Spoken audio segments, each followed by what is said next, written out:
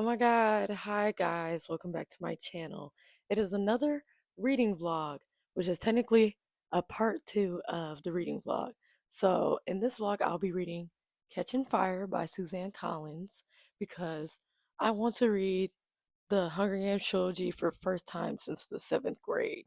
If you guys seen the first video, I talked about the first book, The Hunger Games, and now we're moving on to Catching Fire. You might want to watch the first video before you watch this one because we're going in order. But yeah, I have been slacking on filming this because I got into a really bad reading slump. So I'm really sorry, guys, for that. But I'm excited to crack into this bad boy. I'm like 7 pages in and then I just stopped. But I'm going to try to read this in 5 days before the upload date for this video. So thought I would do an intro and I'm going to be reading this. And when I get to chapter 10, that'll be the first marker where I talk about my thoughts. So I'll see you guys later when I get to chapter 10.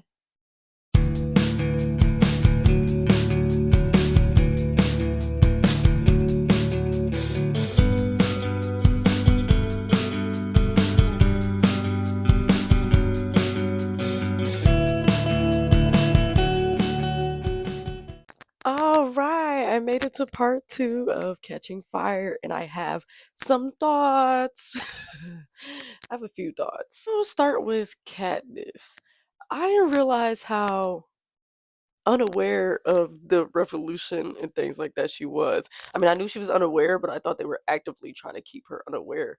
But like, there was this one part where she walked up to like a Plutarch Heavensby, and he showed her this Mockingjay symbol thing in his watch, and she was just like, and he literally told her not to tell anybody that she saw that and walked away.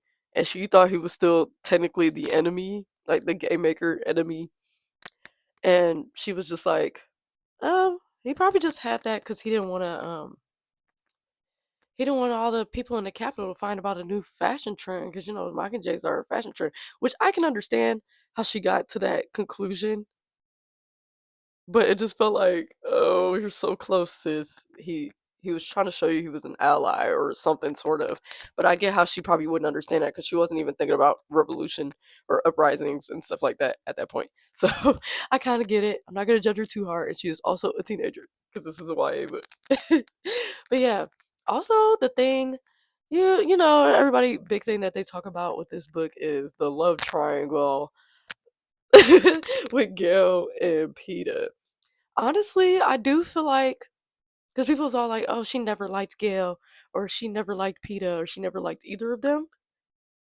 I don't think that was the problem here, because Katniss says multiple times that she doesn't want to think about that stuff at all. Like, because the thought of her having a kid that has to go into the games and she can't do anything to save them is her worst nightmare. So, in in proxy, she would not think about love and romance because if she was to be in love and, get married and things like that, she would have to have children, right? So she doesn't want to do that at all. I do think she likes Gail or she loves Gail and Peeta in different ways. Like in Gail, he's always been like a comfort to her. Like they've always been together. They know each other. Like that's her thing. Like that she loves him, you know? Like, I don't know. She doesn't even know if it's as a friend or romantic because she doesn't even want to think about that. That was the thing. Like, she even said it herself that she loved him, but she just didn't want to. She doesn't know what type of love it is because she hasn't really thought that through. Same with Peeta. When she talks about her feelings for Peeta, it's also the same thing. Like, oh, is it I don't know if I was doing that to survive or I actually do care about Peeta because we can tell that she cares about Peeta, but she doesn't know how she cares about him. So I think it's for both of them. That's why it is a love triangle, I guess. But the more serious thing in the story is her trying to survive, protect her sister Prim, and stay alive. So honestly, it's so weird that like a lot of people when they talk about it, it just turned into like, oh look, it's a love triangle. Oh look, a love triangle. Oh my god, teen romance. Like, there's a bigger or overarching plot to the story that is way more important than this romance part. Because the romance, it just feels like the romance is just a side burner thing just to be there. Like that's not important. right now at the time. Like it's definitely not important to Katniss. But yeah, I also just like I like to read this and see because the things I know about Sunrise and the Reaping, it's cool to see, like the whole thought of revolution, like, freedom doesn't happen in a day kind of thing, because it really doesn't. Like, Katniss is so unaware. Like, there's the part where Gail's like, how when she told him about the uprising in District 8, and Gail was like, see, we need to do this, we need to have an uprising. So Katniss at some point agreed to that in her head. But when she goes up to Haymitch and tells him about it, he's like, do you have a plan? I don't, that's not gonna work. It's not gonna work. And just like when she decided to run away, how that wasn't gonna work and how the uprising wasn't gonna work, because it doesn't take, you can't just decide to do it one day and have no plan. Like these people, like this is life or death for a lot of people. So there is years and years of this stuff being built up. I think Hamish said, here we go, here we go. I'm gonna read it to you guys. So finally, Hamish breaks the silence. So we're all heading off to the great unknown, are we? He asks me. No, I say, not anymore. Worked through the flaws in that plan, did you, sweetheart? He asks. Any new ideas? I want to start an uprising, I say. Hamish just laughs. It's not even a mean laugh, which is more troubling. It shows that he can't even take me seriously. Well, I want a drink. You let me know how that works out for you, though, he says. Then what's your plan? I spit back at him. My plan is to make sure everything is just perfect for your wedding, says Hamish. I called and rescheduled the photo shoot without giving too many details. You don't even have a phone, I said. Effie had that fixed, he says. Do you know she asked me if I'd like to give you away? I told her the sooner the better. Hamish. I can hear the pleading creeping into my voice. Katniss, he mimics my tone. It won't work. See, you see how he said it won't work? Because it won't work. Because it's not just something you can do randomly. Yeah, here we go. It was the part where they look at the hob and how everything is cleared out and all that. And Candace is wondering, like, did anyone get caught, like, when it got cleared out? And so it was like, hey, Mitch, you don't think everyone is still in? I can't finish the sentence. Nah, they're smarter than that. You'd be too if you'd been around longer, he says. But yeah, you see how he says, like, you would be smarter than that if you've been around longer. I think he really means because they've been working on this revolution, rebellion thing for a long time, like ever since Haymitch was young. I don't know when it started because I haven't read Sunrise and the Reaping, which I will do a reading vlog for that. But it is like if she was older and she had been there longer and they've been working with her, of course she would know it's not that simple to just start doing an uprising out of random. Especially because like District 8, they probably did that uprising. When they did it, they probably knew what was in store and what was going to happen to the people they loved and things like that. They probably been planning on doing that for a while. At least that's how it goes. But Katniss obviously doesn't understand that because she's young and she just got here and she doesn't know anything about that stuff other than like survival. So I thought that was interesting to see. Like, I'm really having fun reading this. I had a really bad reading slump for a while, so I couldn't read the book at all. But I'm finally getting into it. And yeah, I'm it's just pretty cool to read it again, like for the first time since I was younger, because like I've seen the movies, I watch those frequently, but it's like interesting to see how in depth the characters are, and the story stuff, and like all the stuff they just took out in the movies. So I'm having a great time, and this is a really fun vlog for me, and it's helping me practice talking about books and evaluating them. Also, I have one off thought. Peter, Peter has like a whole like he has a whole personality in the books. Like I swear he doesn't really have much personality in the movies. I swear they just made him like an innocent little cinnamon roll until he, got hijacked.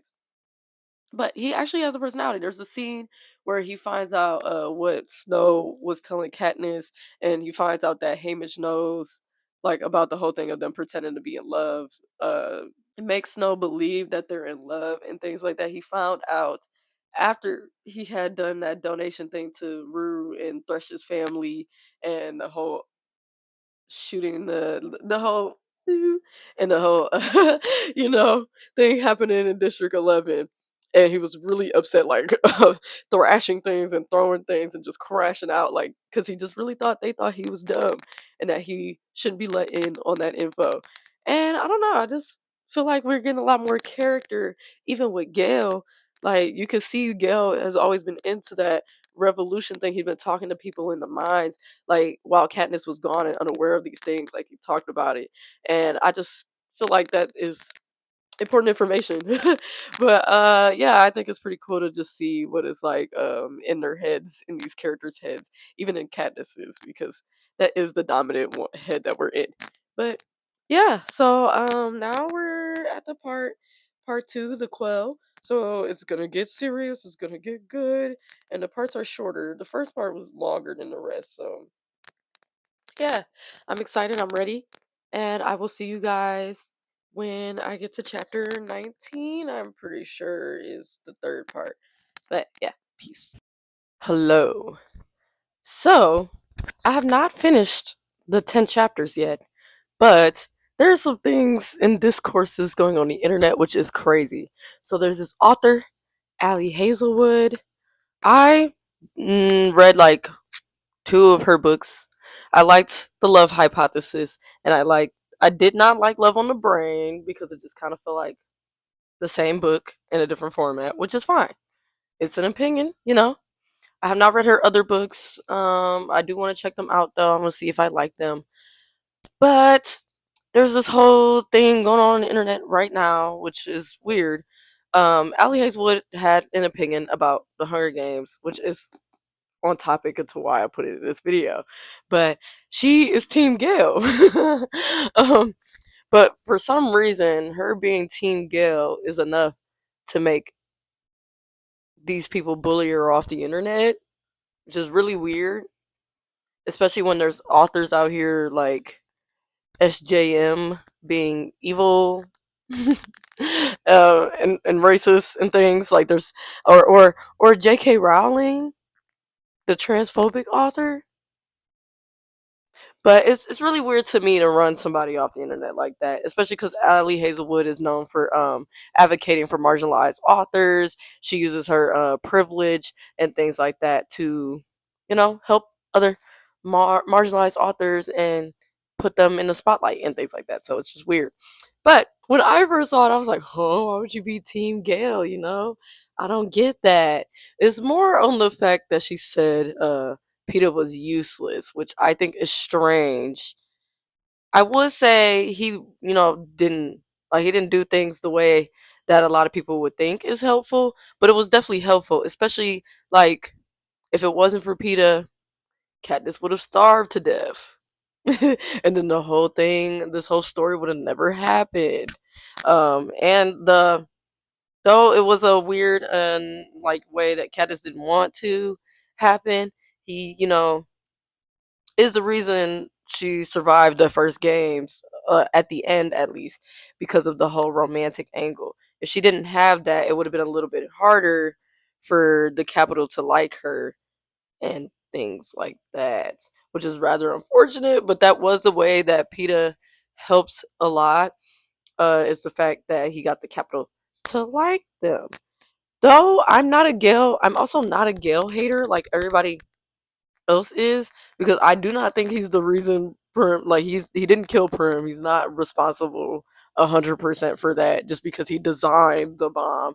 He didn't know they were gonna use the bomb on Perm. So I can understand where Gil is coming from, especially because I just feel like that's actually the most normal reaction to the situation they were in. And these characters are teenagers. Again, I think people need to remember they're fictional and they're teenagers. But I'm definitely Team PETA. But honestly, I do think the only reason why she ended up with PETA in the end is because she was definitely not ending up with Gail after the whole situation with the bombing and the Prim thing and the revolution thing. But I don't know, I'm gonna keep reading and see if my opinion changes. But I don't think it's weird that Allie Hazelwood would be Team Gale because based on the romantic leads that she likes, Gale fits under that demographic. And there's nothing wrong with that. Like, you can literally be Team Gale. He's literally not that bad. Especially like if there was critiques of Gale you could actually put, like, why the reason why I wouldn't choose him is because it just seems like he's a little more pushy about Katniss's feelings for him than like Peeta was. And for me, I don't like when guys are pushy about that, especially when Katniss said that she didn't want to think about that stuff because there was bigger fish to fry. Just like there is bigger fish to fry than an author's opinion about a fictional character.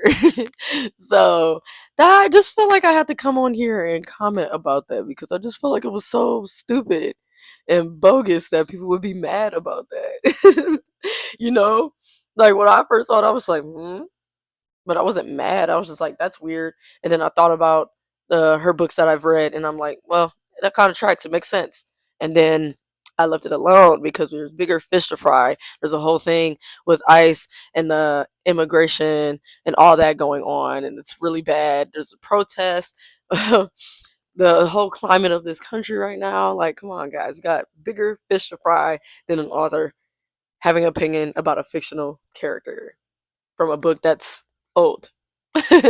But I thought I would come on here and talk about it just because I am reading The Hunger Games. So I felt like that was kind of relevant and about while I'm reading. So yeah, I will see you guys later when I get to talking about my opinions for the next 10 chapters, though. So no more about online drama. I just thought I would jump in and talk about it for a sec. Yeah.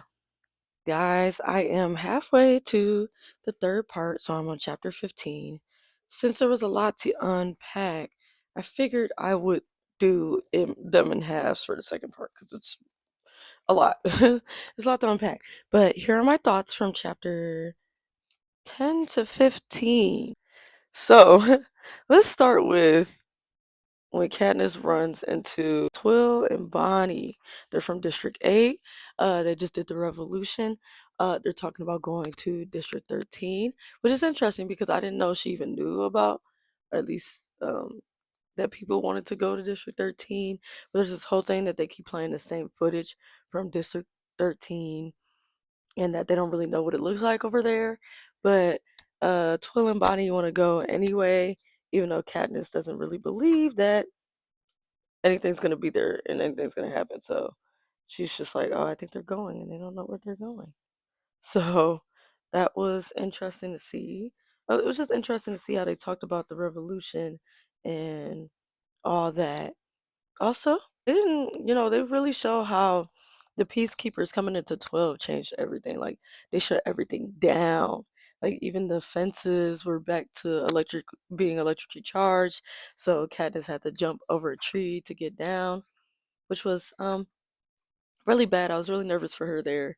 But yeah, it's just they really locked in there. Like they really got it in there. Also, I want to talk about how they announced the quarter quell because it was kind of messed up. My boy, my boy Snow was like, "Oh, let's just show the photos of her, the Katniss in the wedding gowns, and people voting on them and all that, and just see which ones they're gonna vote on." And then immediately after, it's just like, "Oh, time to announce the quarter quell." And the quarter quell is that the victors have to go back in. That was messed up. Also, I love I love the reaction about the quarter quell in the movie. Like the acting is really good. It's really there. But I do actually like it more in here because it's more emotional.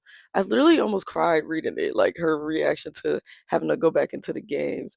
Like she crashed out so heavy, pretty much. Like she just kept running. Like she ran around town until she was exhausted. Then she broke into one of the Victor's houses, like by breaking into the windows to the point her hands were bleeding. Then she just cried, and I don't know if she cried, but she just kind of just laid there for a while. But then she went to Hey Mitch. They drunk. She got drunk. Then she was just all over a mess when she got home to the point where she was just the alcohol was just tearing her up. But I don't know. That made me really sad reading that. I don't know. I really felt it. Like, dang, she really got to go back in. And I do like to see how different PETA is in the books because PETA, when PETA saw it, he just felt like they had to train. Like he just locked in like heavy and was like, "We gotta train. Like, hey Mitch, you gotta stop drinking. No, we gotta train and all that and get ready." Like he wasn't playing. So it's kind of funny to see that, especially like I don't know. A lot of people tend to think Peter's just unuseful and stuff, and I think it was useful for that because he was sitting there studying about the other um victors and all that to see their fighting styles, their other games, all those good things. So like, I really think he was useful for that because like Haymitch was just drunk. He wasn't gonna try anything, and then Katniss was just defeated for the most part. She doesn't even want to like try to survive. She wants to make sure Peeta survives in the end. So yeah. Also, there's a part that I just read recently yesterday where let's see, they talk about they talk about the games that Haymitch is like in, not super thoroughly, but like a quick, like speedy rundown of his games and the reaping and all that. So I thought that was cool because I don't remember that from when I read it when I was younger. Like them talking about his games, like it was almost in depth. Like we see what happens to Maisley and like the it being 48 players. A little interview with Haymitch and Caesar Flickerman. Um, what the place looked like, the place being like really beautiful, but everything being poisonous, how Hamish ended up winning the game. And yeah, I just thought that was cool. But that is the point that I left off on chapter 15. But yeah, I thought it was cool that you got to see a rundown of what happens in Hamish's games before the book, like before his book even came out. Like that, I just thought that was really interesting, and I feel like I would have to do a mini recap of what I'm reading in between because the middle section is kind of thick. But I'll be finishing this probably by the end of today or later. So I will talk about my comments from chapter 15 to 19. But peace. Hey guys, I made it to chapter 19. Read 5 more chapters. I gotta read the last 10 as quickly as possible. Because I gotta upload this tomorrow. But I don't have many thoughts, so I probably should have kept the other thoughts that I had for the 10 chapter mark instead of the 5. But I don't know. Just reading all the scenes, the whole uprising at the kind of uprising at the interviews that the victors did was like really nice to read. Um and then also it's that popular ending sentence of where she gets pulled up at the arena after they take Senna out and all that, and she says this is no place for a girl on fire because it's a, the arena for catching fire is this water like island place. So it's like, whoa. So I know Snow did that on purpose. Also, I love, I love, love, love, love, love, love, love. I love the scene where Peter and Katniss spend time on the roof and he's making this little flower thing and they're just spending time together because it's just nice to see them spend like normal time together because they haven't been able to really do that. So it was really nice to see that. Um, But I don't know, it was just really sad at that point. Like I know what happens at the end of the story and all that, but it's just really sad reading it and them having to go back in the games because it's just like really unfair and sad. But Snow's evil. So do you think he cares? No. But that's pretty much all my thoughts for that rest of the part. I'm excited to get to the last bit, the last section of it, and tell you guys my thoughts. Hopefully, I can do this by the end of the day. But for now, I'm taking a break so I can get some writing done. But I will see you guys possibly later today with my thoughts for the end of Catching Fire. Yeah, guys, I have finished Catching Fire by Suzanne Collins. So my last thoughts in the last 10 chapters, it moved by so fast, like the games.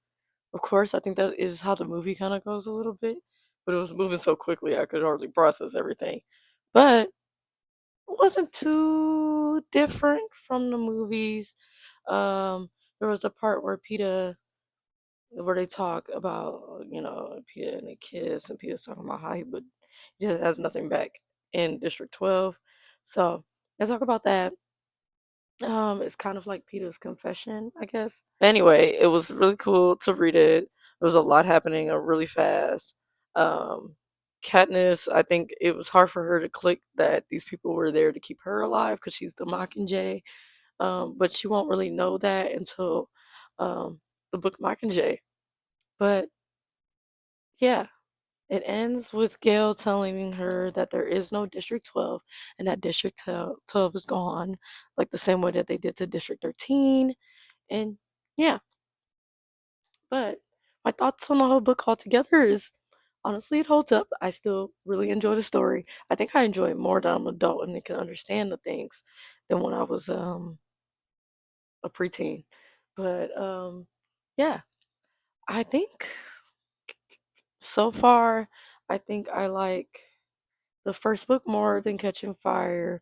I do like this one because we get to meet the victors, Finnick and Joanna. Joanna's like my favorite, but yeah, it was a good read. I had a good time. I'm exhausted, but we are now moving on to Mockingjay, which feels a little shorter, so hopefully I fly through it faster.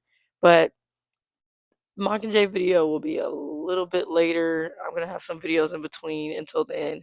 So, but look forward to that. I got some more reading vlogs I want to do. So, yeah. If you guys like this video of me talking about my thoughts of the Hunger Games series, I will be reading Sunrise and the Reaping and the Ballad of Songbirds and Snakes at some point. So, look forward to that. But if you like this video, press that like button and subscribe if you haven't already. And I will see you guys in the next video. Peace.